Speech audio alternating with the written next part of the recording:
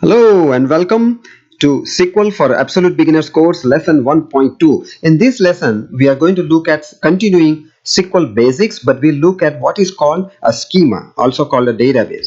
So far we looked at, we have Thomas Edison's books, which are phone book and address book, as well as we found Andrew Carnegie's books of again phone book and an address book.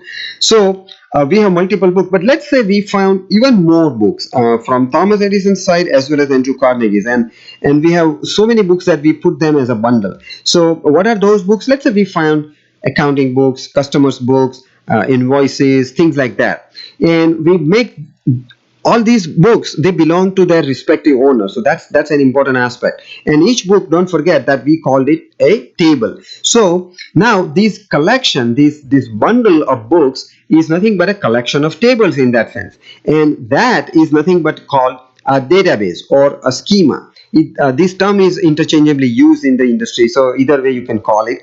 Now these bundled books, they are usually related, meaning the book that, let's say an address book that has some names, would also be found the same names you can find in the phone book. You may also find in the customers list, in accounting books. So there will be some related information among all these different books, but not always necessary. It could be standalone as well. But anyway, the collection is required because there are something that they have something in common, and that's why we put them together.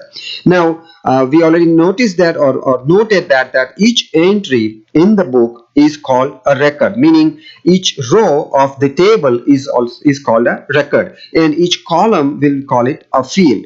Now just a quick note, the schema currently we are calling just a collection of tables, but there could be a few additional items. As we go forward, we'll look into those.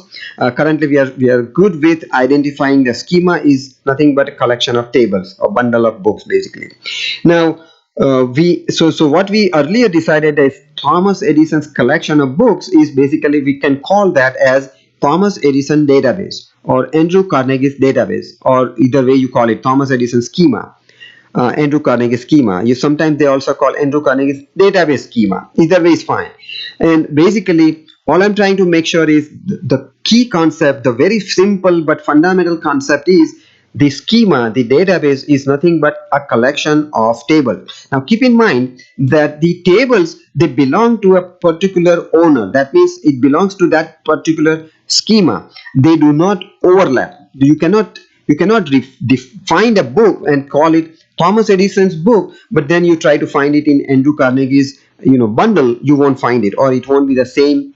The name could be same, but the information won't be the same. So just keep that in mind, that that's why they are very much intact in that bundle. So just a quick recap, bundle is nothing but collection of books or collection of tables. That is called a database or a schema. Each book, we call it a table, and each book has two things, columns and rows. Columns we'll call it fields, and rows will be called records. So as you can see that the definition is pretty simple, but this is very, very fundamental and very important concept. So just keep that in mind. And in the next lesson, I'm very excited to say that we are going to be writing our first query. Now, not writing in actual database system, but at least conceptually we'll be getting to know what are the components of it. So I'm very excited to go to the next one. I'm sure you are too. Let's dive in when you are ready. Thank you so much.